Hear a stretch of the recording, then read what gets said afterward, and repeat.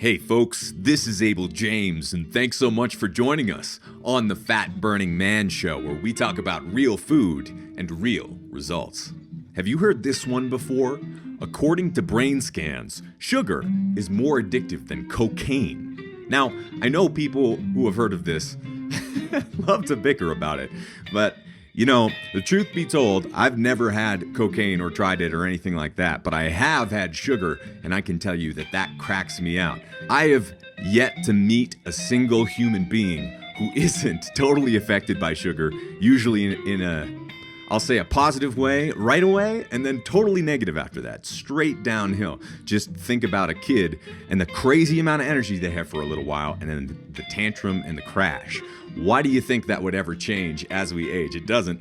Grown-ups have tantrums too. But anyway, once you kick sugar, your whole life and outlook on life can change for the better, for good, and you can kick some certain foods that you know are bad for you, your trigger foods, out for good. And when you do, oh man, does it serve you. So that's what today's show is about, and I can't think of a better person to talk to than Dr. Vera Tarman.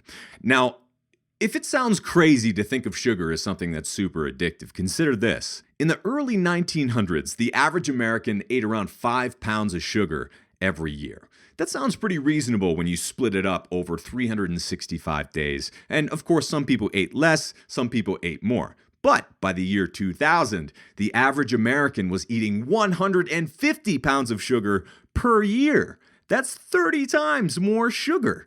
And it's gotten worse since then. It hasn't gotten better. All of this progress in technology all around us and all the advances in medicine that the scientific community loves to talk about, we're fatter and sicker than ever. You can also think about it this way. I'm somewhere around, I go between 165 and 175, sometimes around 180, depending on what I'm up to.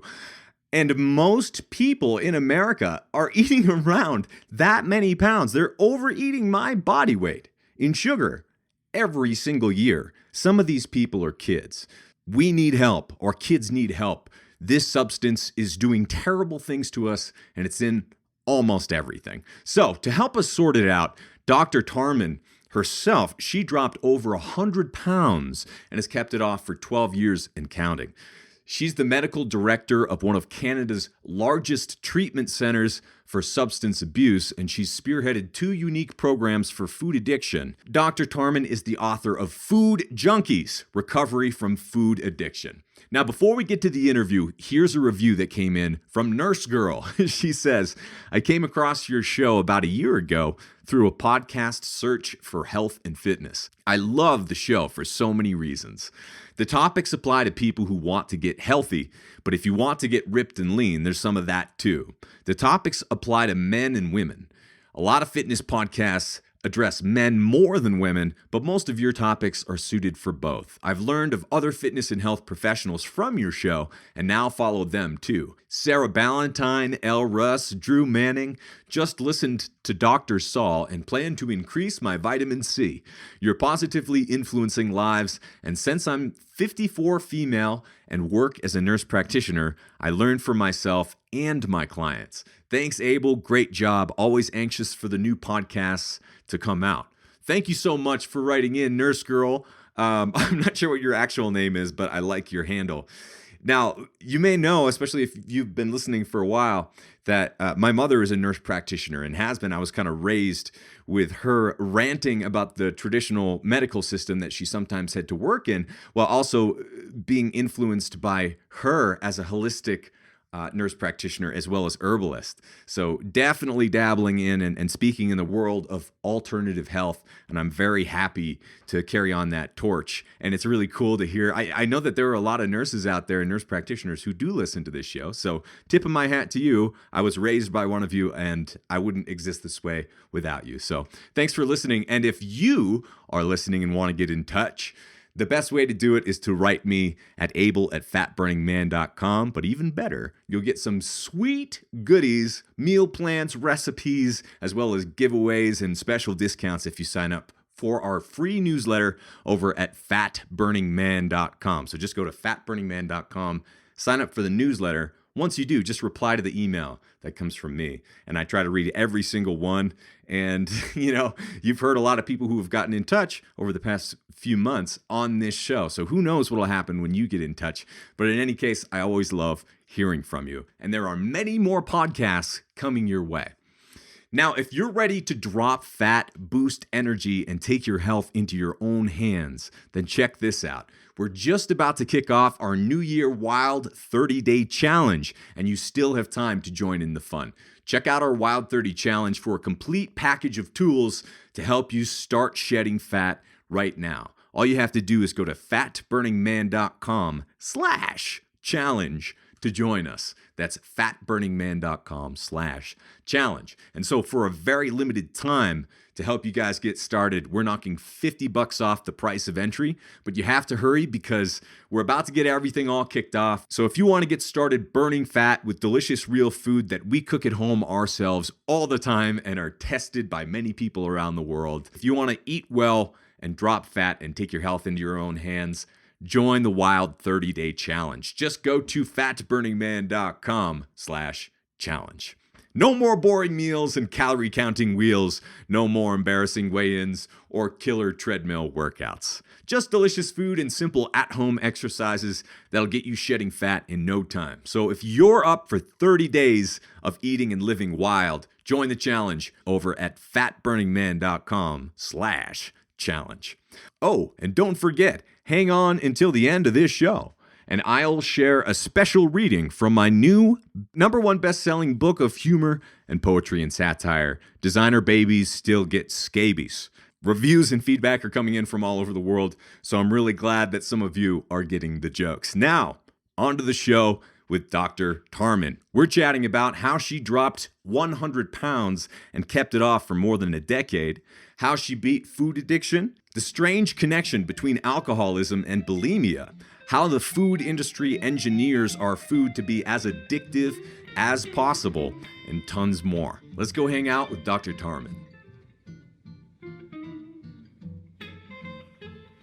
All right, folks, Dr. Tarman is the medical director of one of Canada's largest treatment centers for substance abuse and the author of Food Junkies, Recovery from Food Addiction, which is now in its second edition.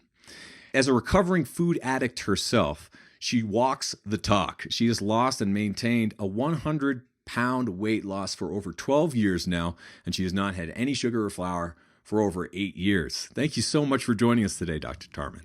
Oh, I'm really glad to be here. Thank you for asking. So let's start right now with just the simple fact that so few people are able to maintain that sort of weight loss for even a year or 2 years, or let alone over a decade. So take us back in time a little bit. Where were you starting from? Okay, well, if we don't want to go too far back in time, because we started from where many people, women particularly, actually it's probably guys now too, in university years, being really worried about my weight because I was starting to eat the junk food in the hospital cafeteria and whatnot and starting to gain weight.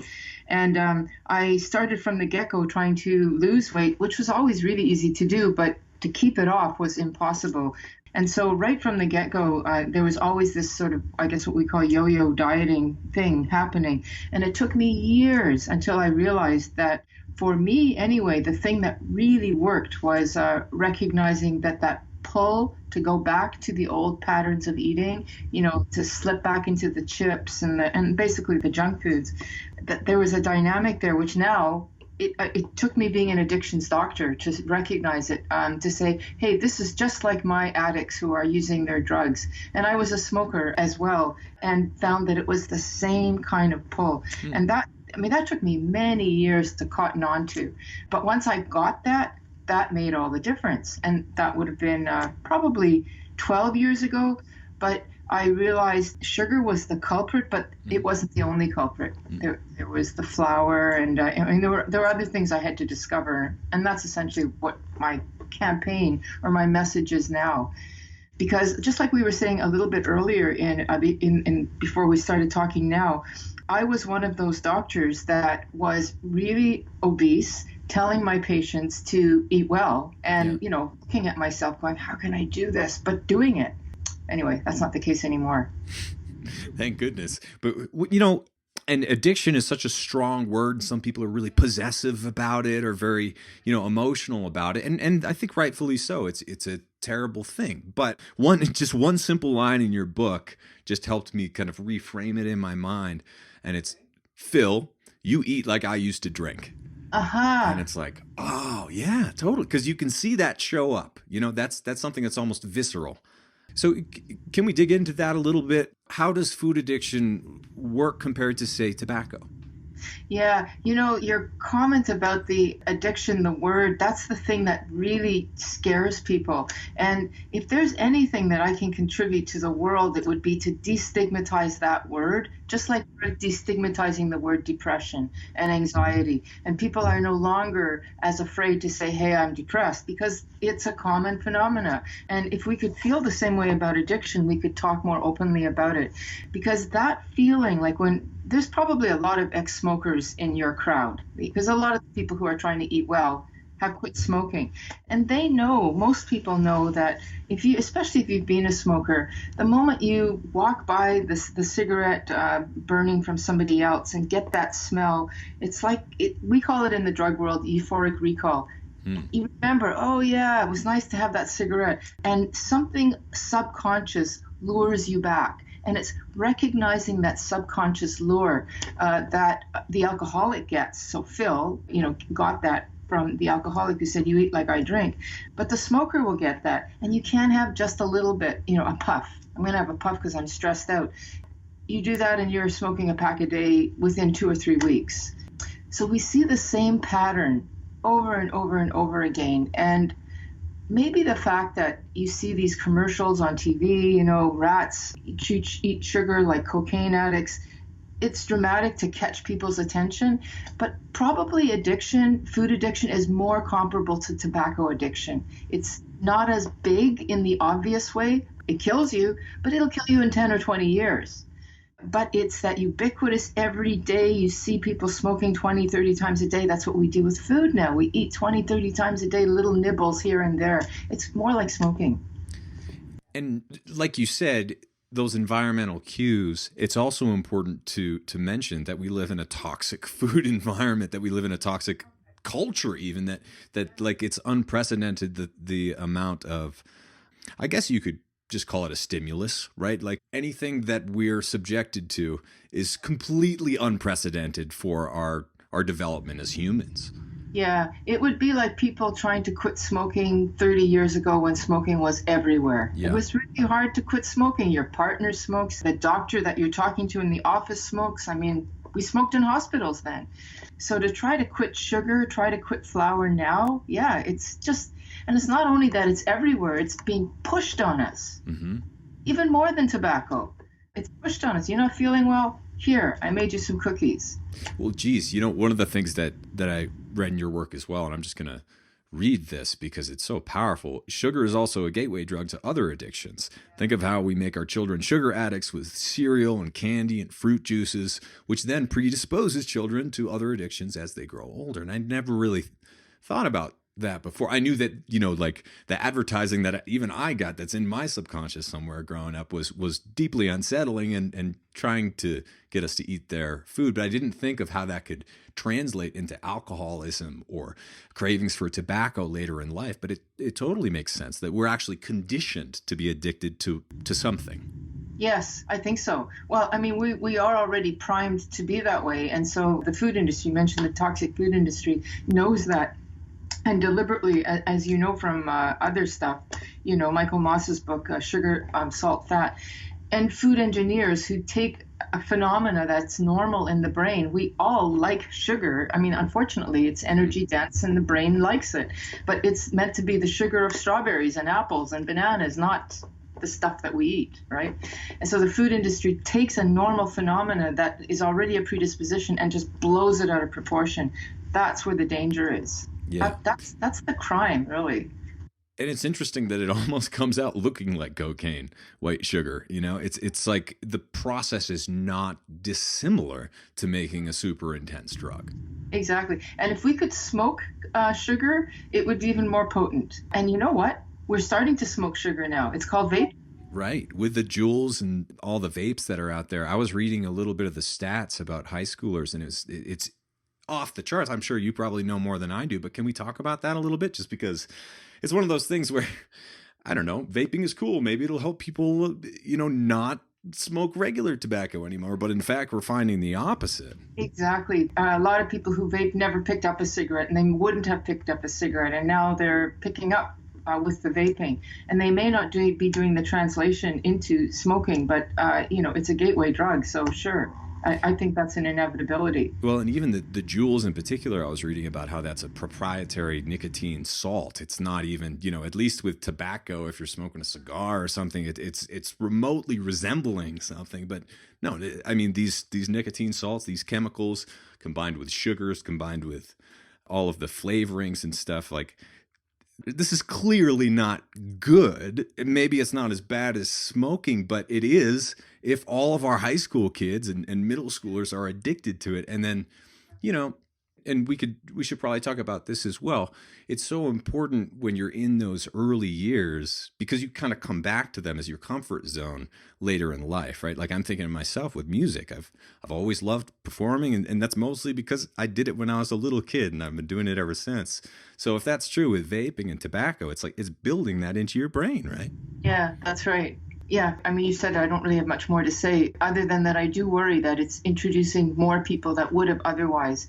You see, the thing about smoking, it's from an addiction point of view, the dynamic of how quickly something goes to the brain is a major piece of addiction. And smoking is the fastest way to the brain. So, alcohol, it takes somebody to become an alcoholic a long time. It's a slow progressive disease. And food was a slow progressive disease. It's as terrible as cocaine, but not until you're 50. Then you have diabetes and heart disease and die. But it takes you a while. Just like the alcoholic, it takes a while. Whereas the crack user or the crystal meth user, they're dead within 2 or 3 years because it's smoking and it just ravishes the brain. If we start smoking sugar, we're going to speed up that process so that I'm not dying when I'm 50, I'm dying when I'm 35. And we see that. Look at how many kids have diabetes now. Yeah.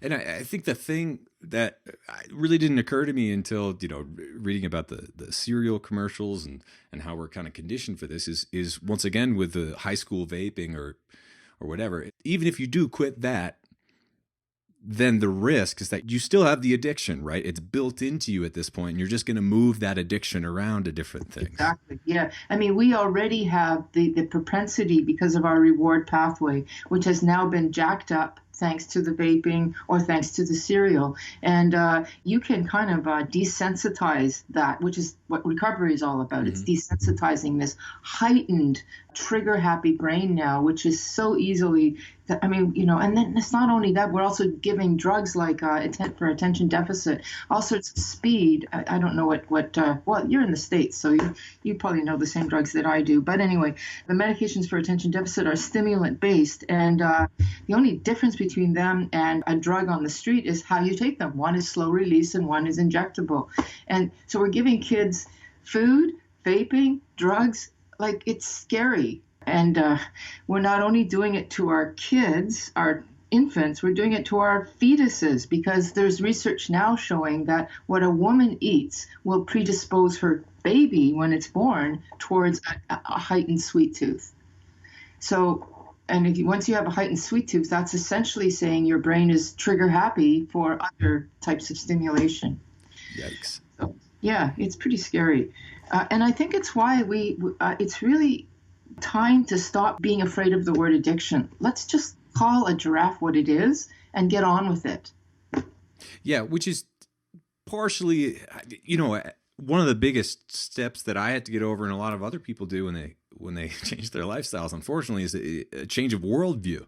Which we're raised to believe, the world's out to save us and keep us healthy and all that. But you kind of have to, before you accept these other things as true, you need to be like, maybe the world is not trying to help me out. Maybe we're being exploited here. And then you can make some progress, right? But that, like, we live in an addictive world. We shouldn't be ashamed to be addicted to something, right?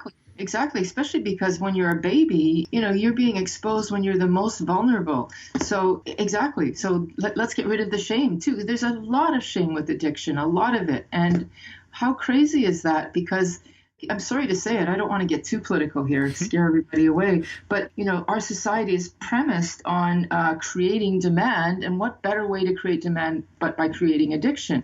So it's everywhere. Well, it's the engine of our economy, isn't it? It's getting you. I mean, there's no real disincentive unless someone dies and they're not a customer anymore. There's no disincentive for making your every product, as addictive as possible. And we see that in food, we see that in vaping, in social media, and it seems like it's coming at us from all directions. But I'd like to share something else I found in your work, which was, and I'd never come across this before. Gastric bypass surgery and bariatric surgery has been something I've seen more and more as the years go on, like professionals recommending this as the only option for people because they know they won't eat right. So we might as well cut their stomachs out. But the second year after gastric bypass surgery, alcohol abuse increased significantly. 60% of these patients insisted they did not have problems with drinking before the surgery, but when he or she is unable to overeat, he or she turns to another means to find intoxication. And when I read that, it turned me white as a ghost. Yeah, and we see that happening, and it's partly because, yes, they can't eat as much. It's also, again, it's that quick route to the brain. When they do gastric bypass, it means that some of the food is the intestines are rerouted in such a way that the hit is faster, so that the amount of alcohol, you don't need as much to get drunk, and that is a sure way for addiction. So, yes. It's a real problem. And talk about a community. People who generally get gastric bypass are middle-aged. They've tried everything else. Food has been an issue. Addiction, they've been using food, not alcohol. Generally, people either do drugs and then food, or anyway, this is usually a population that doesn't have a big history of other types of alcohol, maybe tobacco abuse, and that's it. So then now suddenly they're drinking, and they have a tremendous amount of shame because they don't have that history. And so getting them to talk about it is a big deal. I like to speak to sort of bariatric surgery, I don't know if I could use the word survivors, because they're people who now have basically, I don't know, butchered might be a strong word, but done something to their intestines that has a lot of side effects. And they're now starting to gain weight because they haven't changed their eating, and they want to eat more. You can't eat the real food that we're going to advocate because you don't have the same stomach mass or capacity anymore. Yeah. So you have to mush your food down. Basically, you have to process your food more. And then drinking is the best way to do it. And they're really vulnerable. Yeah. So it seems so often these solutions that are presented by Western medicine or just like traditional media are just leading us down this an even more dangerous path while promising that they have the silver bullet at the same time somehow.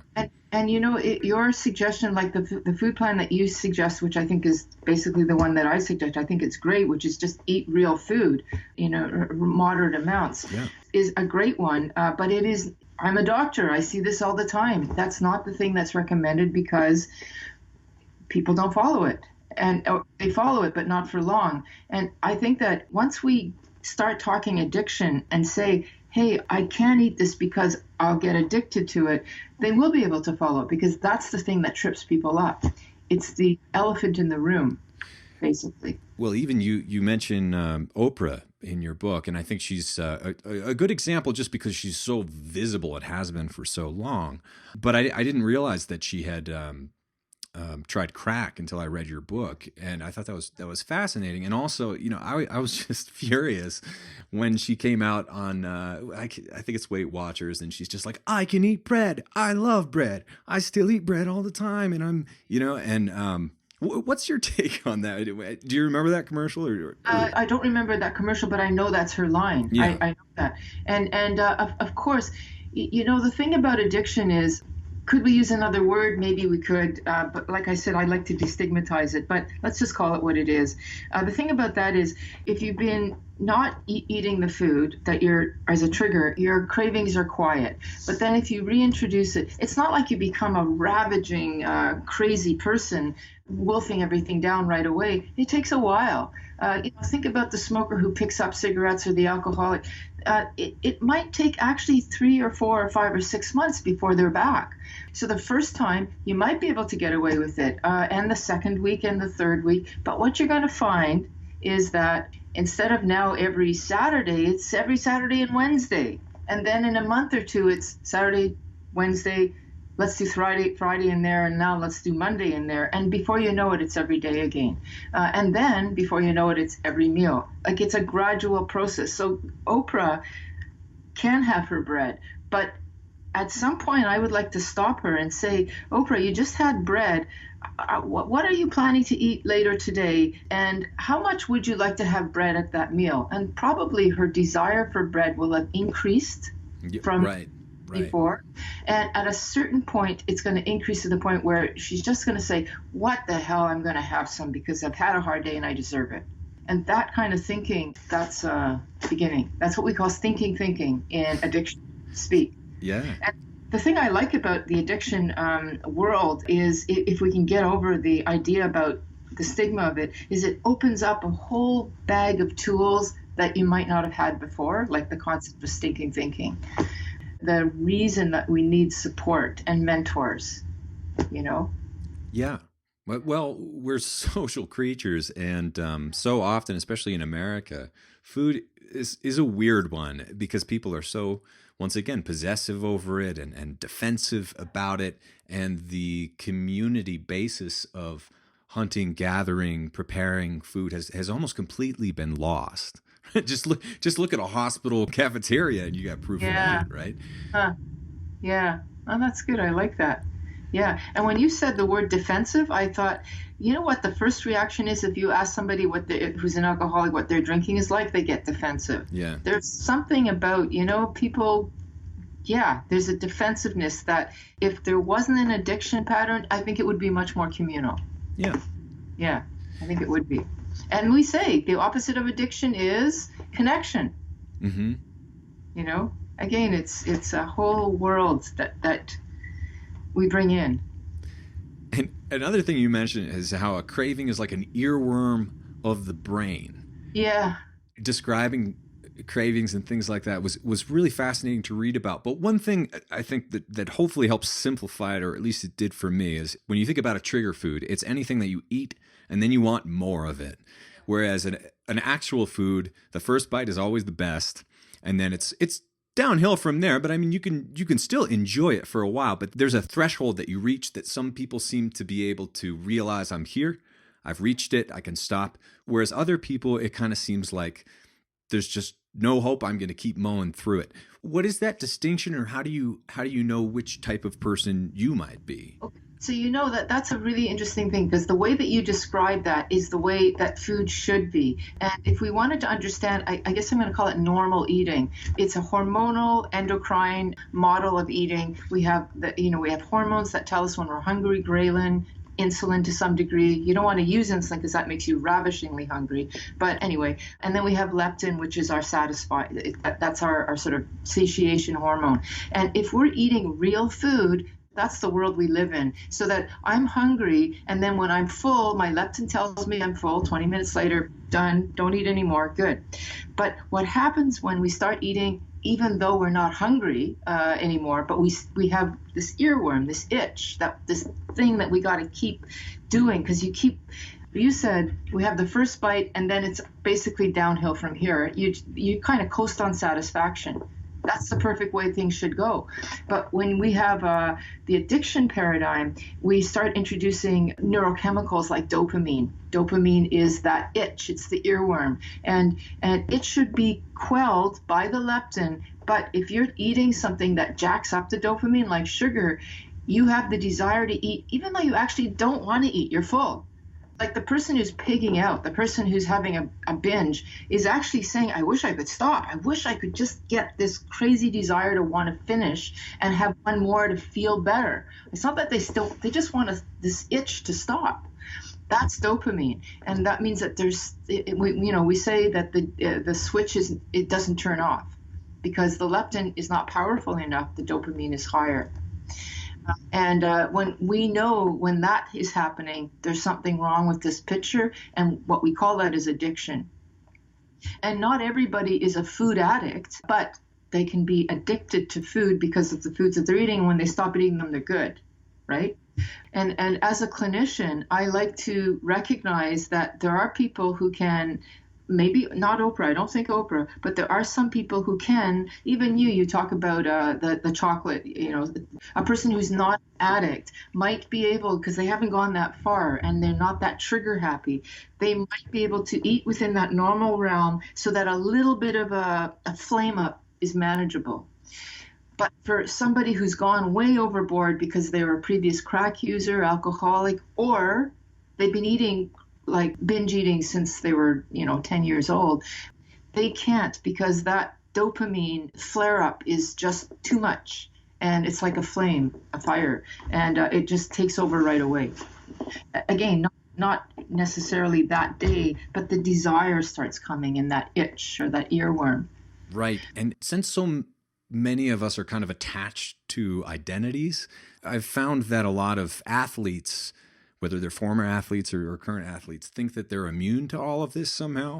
God, That, but you yeah. can be addicted to running too much or swimming too much or biking too much or overeating or just exercising that much so that you can eat that much, right? Exactly. I know a lot of people who do that. Or under eating, right? So could you talk about the I guess, less obvious manifestations of addiction? Yes, absolutely. So, I was saying earlier about the normal way of eating, which we have hormones that govern that, which is ghrelin and leptin. And dopamine is included into that, so that when you're hungry, you think about food and you look forward to food. But the looking forward is not so strong that once you're full, you don't look forward to food anymore.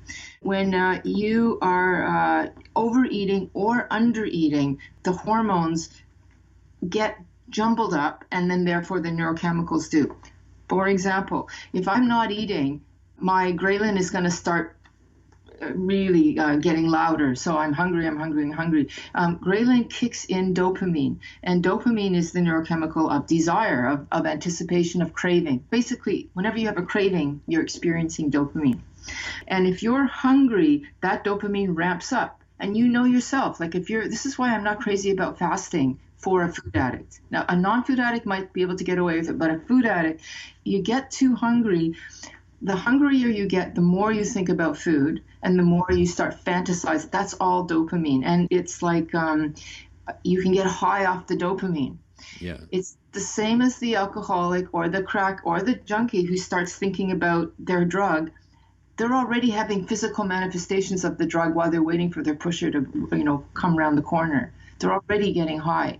And they'll tell you that. Why? Because they're anticipating the dopamine. It's the gambling rush. It's the soon something will happen.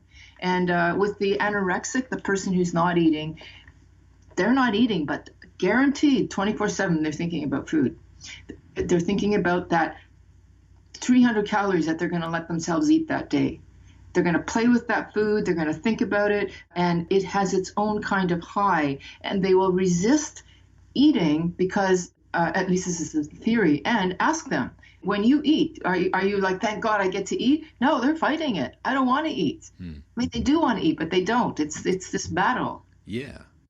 And we've all experienced maybe little bits of these feelings, but how do you, and where do you, not that you have to draw a line.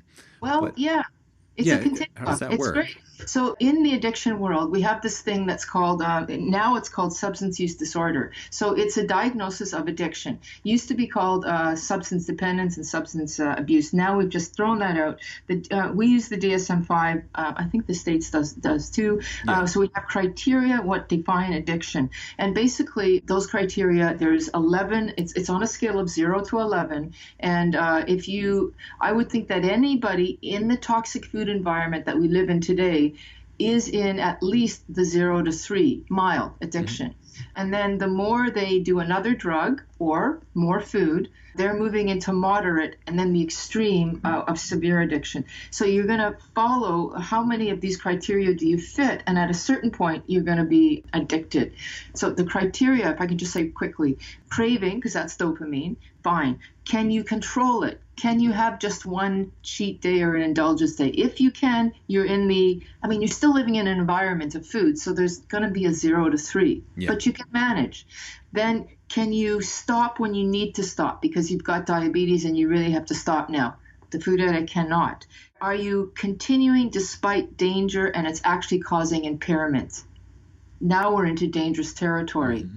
And then we get to the point where, is it controlling your mental landscape so that you can't do anything other than think about food? Can you imagine living in a day-to-day life where food is either always there in your face or at least in the background? Mm-hmm. And the food addict, it's in their face to the point where I don't want to go to work. I don't want to see friends. All I want to do is sit in front of the TV and give in to this insatiable craving. That's the extreme end. Now, why do we keep giving in even though it's underwhelming almost every time? Because that's a great question. That is the power of dopamine. Dopamine is the anticipation of food, and the actual satisfaction of food is leptin and to some degree serotonin. It's another neurochemical. Ask any crack addict, are you enjoying this? They say, no, I hate this, but I still want it. Mm-hmm. What they're actually experiencing is the want. The want is dopamine. It has nothing to do with the experience of enjoying it. You can hate it, but still want it. Yeah. And that's the insanity of addiction. So people it's not fun being an addict because you got this itch for something you don't even want anymore.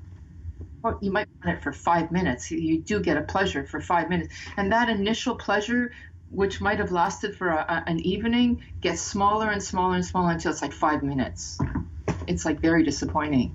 Well, and that's how it works with drug addiction as well, right? They're always chasing that first or second or third time or whatever, and it's never that good again. And eventually they don't even get that. Mm-hmm. Yeah. Yeah. Now, if you don't mind, personally speaking, the way that you eat and create meals or the way that you separate yourself from the things that are triggering you, could you explain how you handle that? Because it's in some ways unique, but very, very powerful and obviously works well for you and a lot of the people you work with.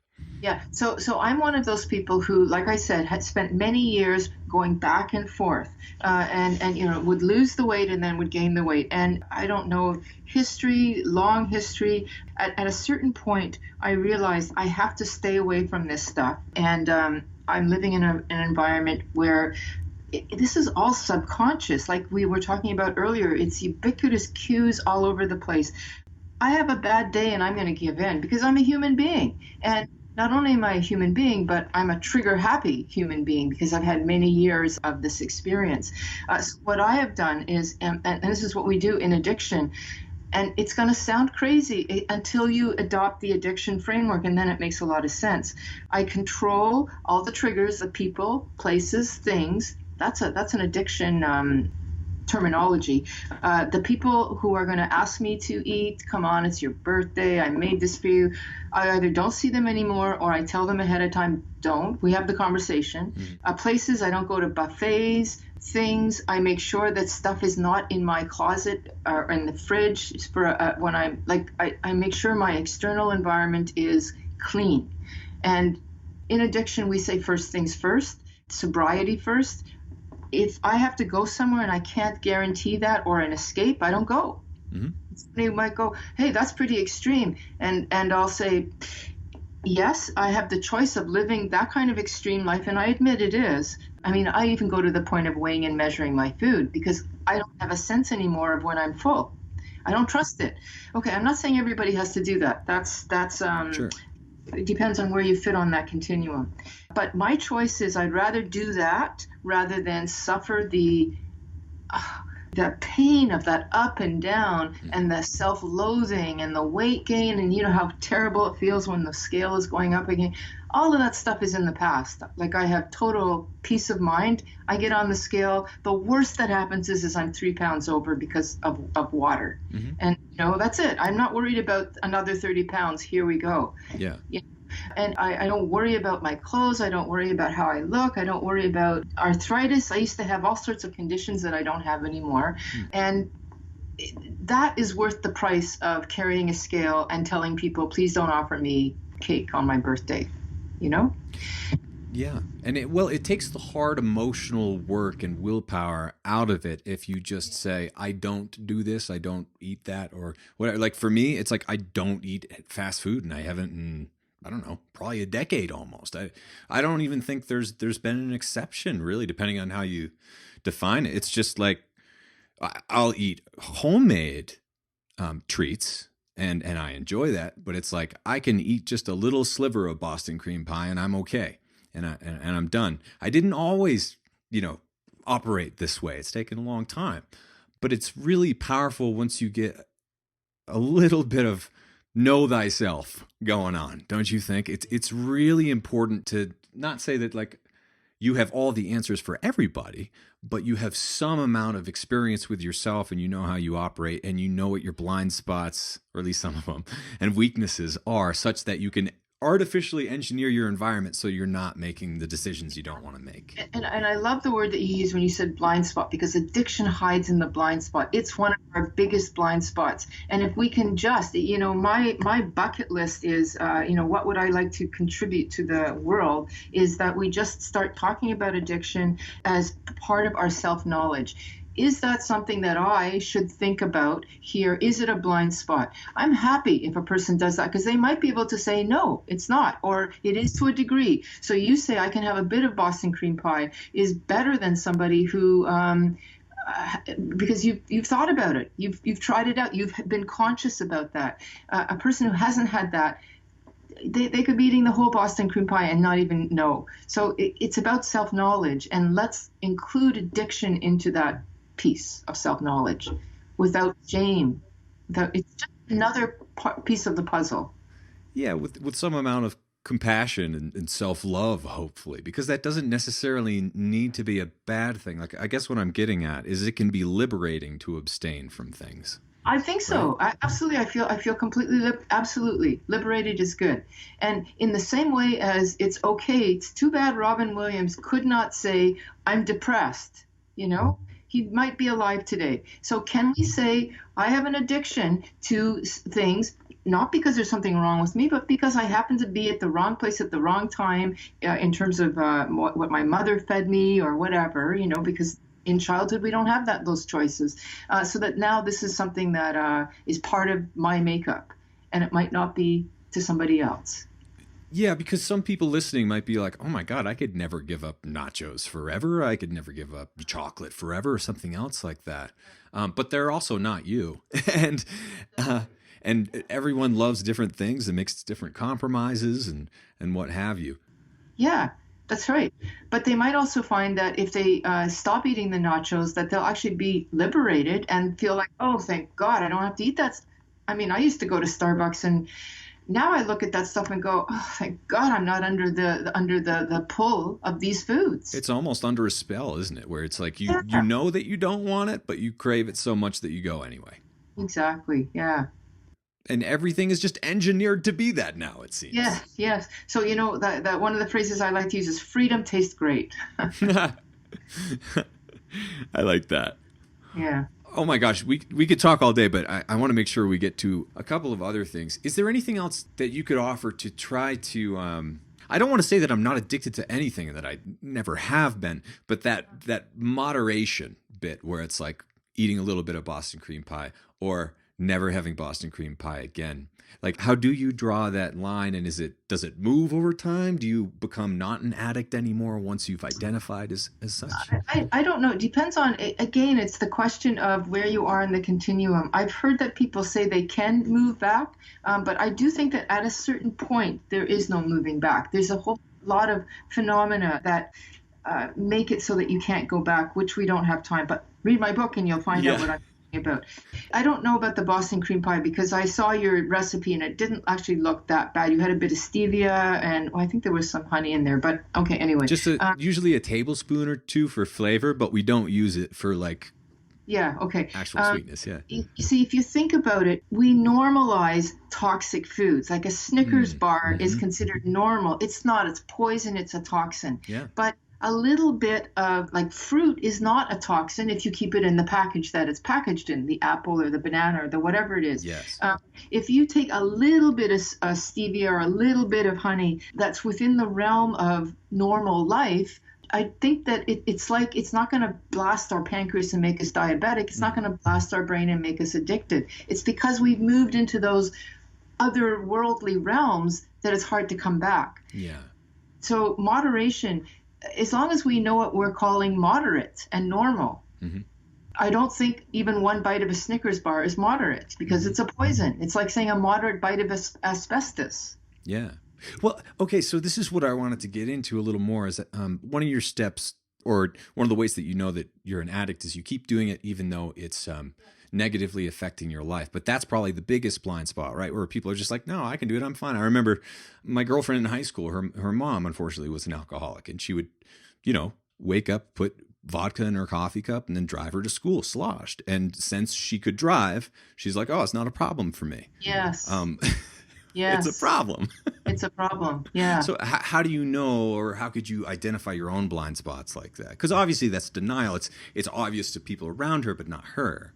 Yes, that's great. I mean, the alcoholic, the food addict is often the last person, but to know. But and by the way, you can be skinny and be addicted to food too. Because the fat is on the inside, not on the outside. It's still going to kill you eventually. Probably the level of distress and pain, because a person knows when they can't control, like they want to be able to just have a little bit. Just a little bag of chips, but they finish the whole thing. Or they rifle through the freezer to find out, there's got to be some more ice cream in here. Like when we're, usually the person knows it to some extent, but it's usually in that realm of shame because they're embarrassed to say that they're hiding their ice cream so that they don't have to give it their last supply out.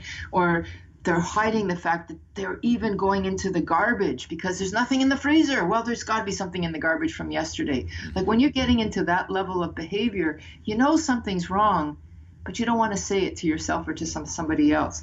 We usually say the person has to wait until they come to it. But how do you know? Well, we have quizzes. We have like the 20 questions of food addiction, which is in the book and it's on the internet. Yeah. And usually people will say yes to those. Like for example, have you ever eaten out of the garbage? Have you ever stolen food? Do you want to eat in private because you don't want people to see how you eat when you really want to eat? You have things like basically when there's shame cloaked around it, there's something funny. It's not communal anymore. Yeah, it's private. It's something I do, and I'm hiding it somehow. Yeah. Now, one of the things that I think is very concerning about the way that the world is set up now is it's training us and conditioning us to search outside of ourselves for whatever product, whatever thing. And I'm talking mostly about technology. It's so engineered into our lives with all these distractions that kind of break our willpower over time. And it's so insidious that we're not just driving by billboards anymore. It's like there's a hamburger on my iPhone because it knows that you're addicted to hamburgers, right? And so every website you go to now, there are hamburgers following you around. So how do you manage all this in today's world? Yeah, I don't know. I mean, this is an example of how we have captured our brains and it would mean then my prediction is that we are becoming ever more addicted, more and more, and we already see that we're getting more and more diabetes. I think probably, this is just my speculation, this is not science, but probably the rates of processed food match the rates of diabetes, which will inevitably, once we start diagnosing it, match the rates of food addiction. I think they're all hand in hand together, and it's going to require extreme artificial protection. Yeah. So, I'm somebody who eats clean. Don't bring that crap in my house. to say it flat out, maybe in a nicer way than that. Yeah. Like I have parties now, there's no booze. I say, look, no, don't, it's not bring your own booze, it's bring no booze. There will be no booze. Don't come to this party if you want to drink. And people will still bring dessert, but they know me now so that they're much less likely to because they're too embarrassed. They know I'm going to be judgmental. Yeah.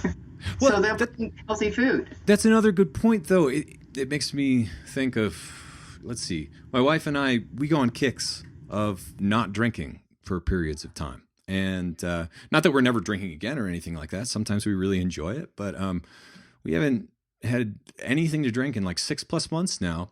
And we didn't even really try to do it. We just do it sometimes. And then it's so easy to keep it out of your life once you're not in the habit, once you're not thinking about it anymore, once you're not get used to that slight hangover, even though you might not say that it's a hangover. It's not like a full-blown hangover, but you're definitely not top-notch the next day, right? And I'd be surprised if I never have more wine again or something like that. But it's such a gift, really, to even take the things that you enjoy out of your life for a little bit so that you can re-examine your relationship with them, right? Exactly, yes, which I would love to see people do. And, I'm certainly not the only one who's done this, but on Facebook, I did a sugar-free challenge for September, and I want to do one again coming up. And it was amazing how many people said, oh, my God, I can never do that. Yeah. Then, when we make it a challenge, it's a community thing. People are like, oh, wow. And then they, exactly like you, say, it's actually kind of nice to have this out of my life. And, wow. Yeah, it's exactly that. Well, you get momentum from it and you learn to love other things instead. And even more than that, I think if you're craving anything that's outside of you, really, it's training you to, not be yourself, not be at peace, always be searching for that something you're missing. Whereas as humans, that's actually, I would assume, something that we're feeling more than ever is seeking for this some sort of satisfaction from outside. Whereas I can imagine our ancestors in simpler times, not ever even thinking about anything else, like actually being at peace. So you said artificially, which I like that word because it takes effort, and you literally need to engineer your own little world, your own little bubble to survive in a world that's this toxic if you want to be healthy. So do you have any other advice for how to make that work? Well, first of all, so you engineer so you don't have those temptations, which have been engineered to make you tempted, right? Yes. So you're just counteracting the engineering that's already happened. It's self-defense. It's not like some sort of delusion in some crazy world, self-defense. Right? I would say that looking to the food itself, identifying, once you say, okay, I'm addicted to stuff, you don't have to say I'm a food addict, but I'm addicted to some foods, recognize what they are. They're most likely sugar is number one, flour is number two. Anything in the processed food thing, it's been engineered to be addictive, so there's a no-brainer, it's probably addictive. There are some people who can't eat grains, and so we're even going to that extent, which is why I think the low-carb movement is, I don't even think they realize that they've stumbled on a winning formula. Sure. I don't even think, because I don't think they thought about it as an addiction thing, but they've taken out all the stuff that's addictive. It's like, great, I'm happy about this. But so recognize what your triggers are, and then respect them and keep them out. And then I would say number three is what we've kind of alluded to already. The actual withdrawal is, which will feel like you're being deprived, only lasts about 3 weeks, 2 or 3 weeks. You just got to suffer it out 2 or 3 weeks. That's why a month of sugar-free is a good idea. And then you're free. So there is hope to being free of this dopamine craving, hijacking basically, and then you're free. And as long as you don't, you're going to have to figure out if you can pick up a little bit or not. So you have found yourself, you've experimented, and you've found that you can have a little sliver. I bet you, though, if you had a cake, that might not work for you anymore. That would push you over, would push most people over. I can't even have a sliver. So you figure out where you are and then respect those boundaries. Mm-hmm. And don't feel bad about it. Don't feel ashamed about it. Feel empowered. Exactly. And that actually leads to maybe one of the biggest things is get a lot of support so that you don't feel shame and that you have people to help you when you have a weak moment. Because willpower and being strong It has a shelf life of about 20 minutes per day. Yeah, It's not very long. right. So you want to have somebody to call and say, help me out because I've used up my willpower for the day already. That's such a great point, and actually, it's not very difficult to find at least an online community of people who are abstaining from almost anything or part of almost any group. Right? It's a double-edged sword technology, but if you want to find people who are not eating sugar for 30 days or not eating sugar for 29 days, or not, like you could find whatever specific, or people who are unicyclists who never eat sugar, you can find whatever you want, and that is so important and absolutely worth doing, because otherwise it's really easy to feel like you're doing all of this alone and that it's isolating you. And then it's, Absolutely. yeah, so that's a dangerous path as well.